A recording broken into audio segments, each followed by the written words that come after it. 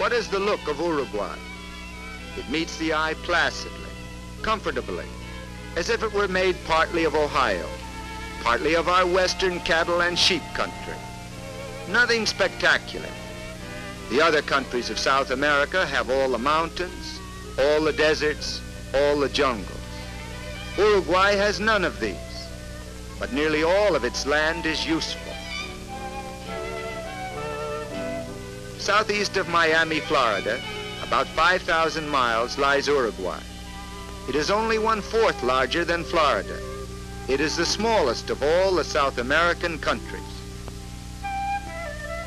It is wedged in between two big neighbors, Brazil to the north and Argentina to the south and west. The Uruguay River, the great arm of the sea called the Rio de la Plata, separate Uruguay from Argentina. And on the shore of the Plata is Montevideo, Uruguay's capital. It is one of the world's great seaports.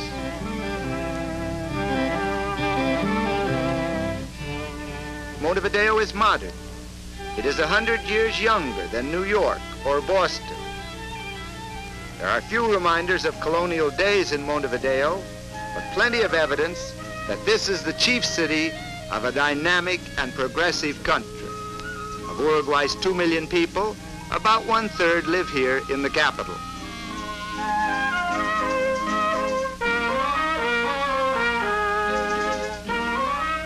Montevideo is modern, but one old tradition thrives. Each year there is a gathering of La Criolla Society to pay tribute to that key man in Uruguay's past and present, the gaucho, the cowboy.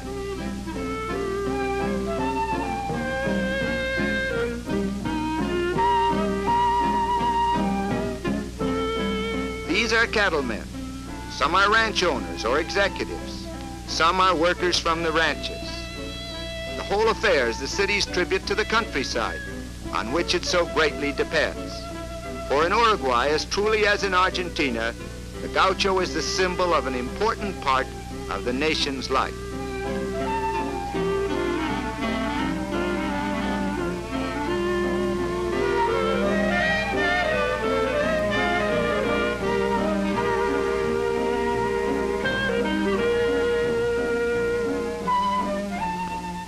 Another symbol, La Carreta, Montevideo's tribute to Uruguay's pioneers. From Spain and Italy they came and drove their covered wagons into the back country along the Plata. They came with their goods, their families, and with their love of the soil. Today their descendants are still working these pleasant farmlands.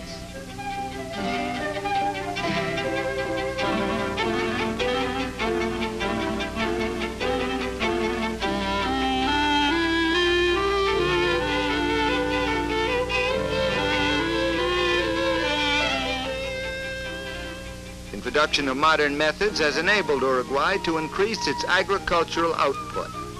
The climate is temperate, the rainfall is dependable, and in the south, in the regions nearest the rivers, the soil is good. These farm workers are drinking mate. To the true Uruguayan, life would be unendurable without this tea-like brew. One of the surprising things about Uruguay, one of the unique things, is that the national minimum wage law and the 8-hour day apply to farm workers.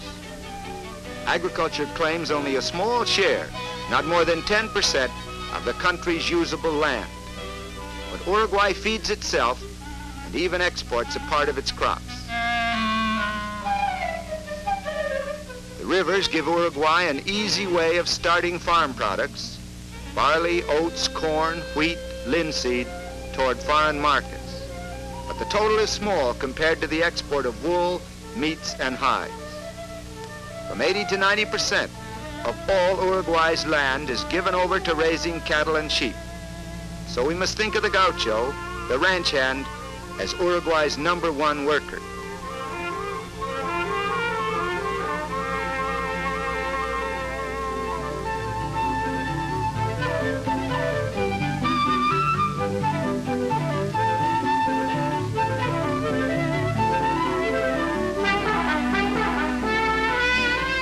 cowboy of Texas or Wyoming has his equal anywhere, it is here in the South American cattle country. The gauchos have a long record, too, for there have been cattle on the plains of Uruguay for hundreds of years.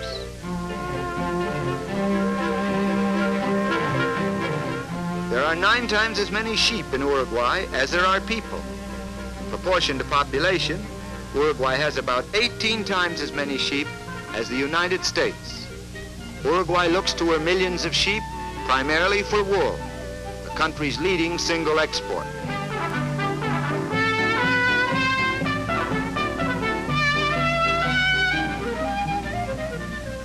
The state-controlled school system reaches every child, even those in the rural areas. Education is free, and it is also compulsory. The government furnishes free textbooks. Later on, these youngsters can go on to secondary school, college, and university, all free, for Uruguay pays the cost of training its lawyers and doctors, its engineers and architects. There is less illiteracy in Uruguay than in any other country south of the United States.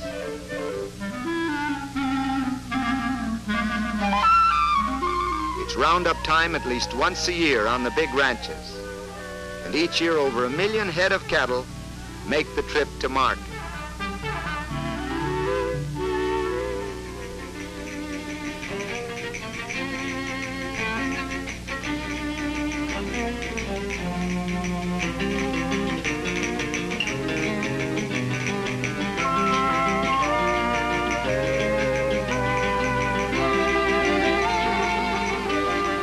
On the outskirts of Montevideo is the largest cattle market in the world. Unlike our stockyards, there are no fenced-in enclosures.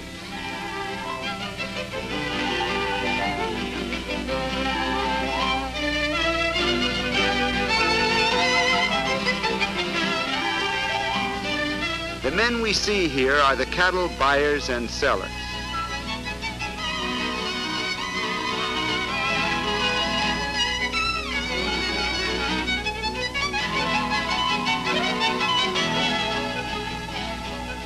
The leaner animals go to the saladero, where their meat is salted.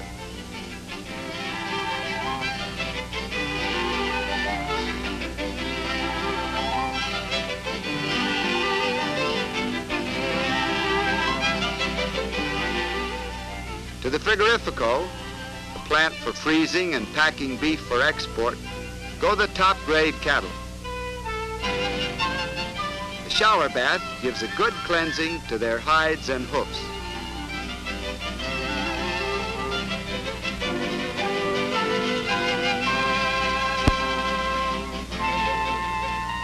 So here in full swing is Uruguay's other major industry. All of this beef is for export. The best customers are the British. Today, much of the beef, before it's frozen, is boned. This saves a lot of cargo space. The bones and other waste products will be ground up and exported as chicken feed and fertilizer.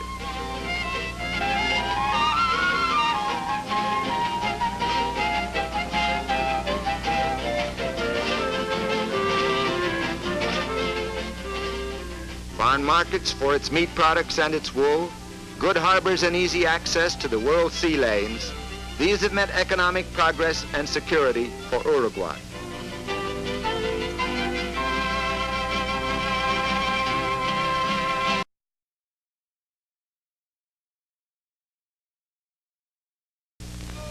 Uruguay's beaches are among the finest in South America.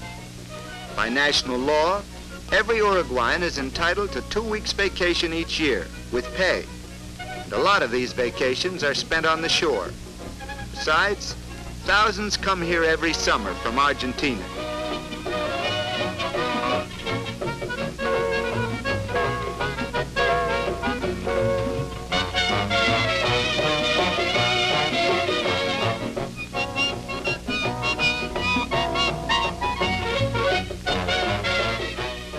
As for the casinos, some of them are state-owned, and all of them are operated under official scrutiny and with the government sharing in the profits. State share is turned back into public benefits. In the long run, the real winners are the common folk, the Uruguayan people.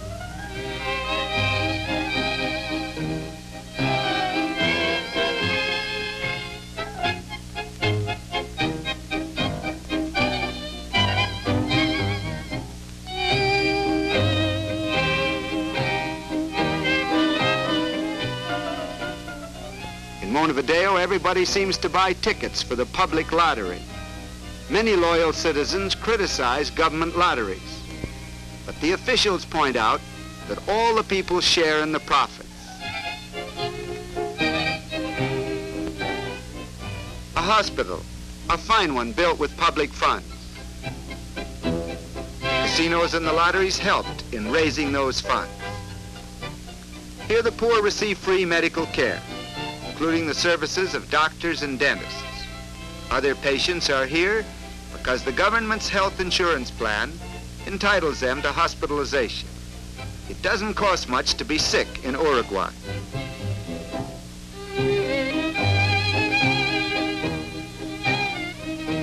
The state-owned banks control all banking throughout the country. Government banks handle nationwide business in insurance, which is a government monopoly, in mortgages, housing, social security, pensions, and other forms of financing public welfare, as well as in straight banking. The whole system, utopian though it is taken for granted by the Uruguayans. Very few people are rich, very few are poor. There is little unemployment, and anybody can retire at 60 with a pension. A state-owned theater, a state-owned hotel, the headquarters of the government's unemployment insurance and pension administration.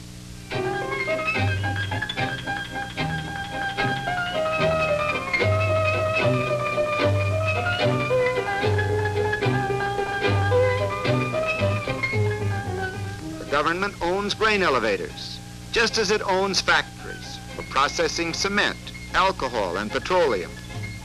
A citizen is free to go into business. The government will help him. And in many cases, the government will compete with him too.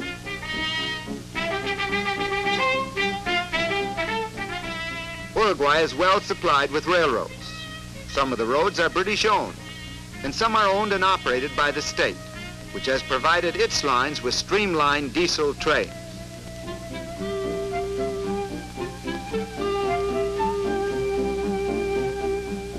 These odd-looking tanks on automobiles are charcoal burners. Uruguay is without oil except by importation, so there's much use of charcoal burned in these tanks to form gas as a substitute for gasoline.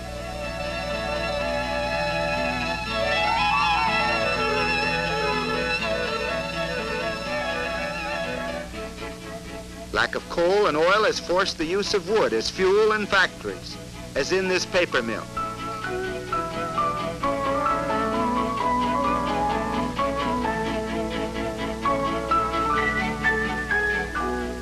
But the straw isn't to be used as fuel.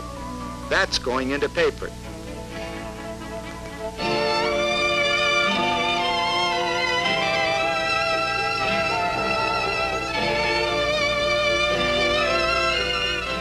Factories like this will increase in number when more motive power is available.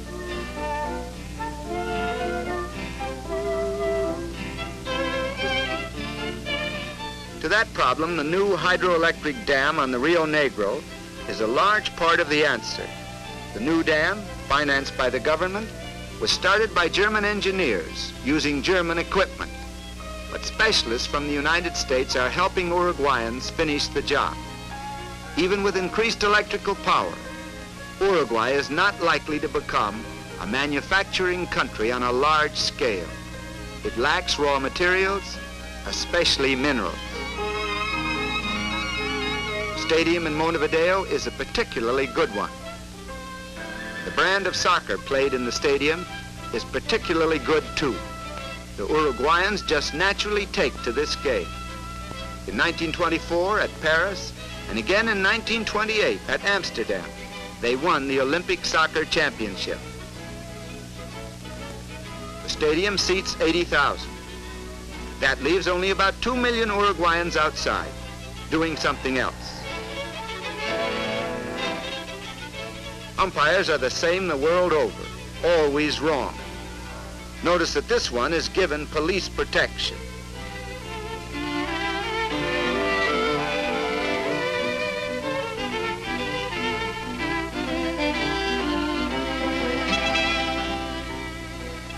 The crowd is much like a baseball crowd in the United States. One reason why a visitor from the States feels at home in Uruguay. The fundamental and important reason for that feeling is that Uruguay has a large middle class.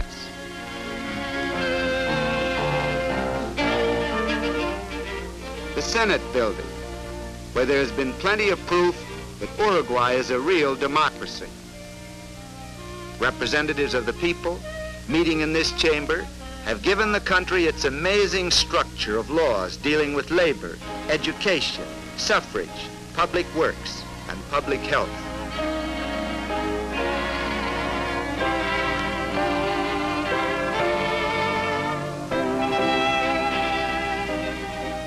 Note that some of the senators are women.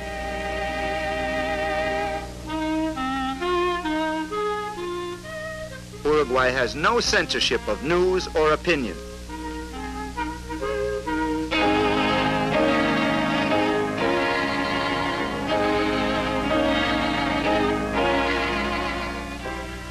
There is complete freedom of speech, a right which is often strenuously exercised here in the Senate. It is an outstandingly progressive and democratic land, and Montevideo is indeed a handsome capital. But in spite of modern skyscrapers and magnificent boulevards, Uruguayans know that the strength of their country has its roots in the soil and pastures of the interior. La República Oriental del Uruguay, to give it the full and official name, is wide, sunlit, and productive. The gauchos and sheep herders are important citizens of one of the most likable of all countries.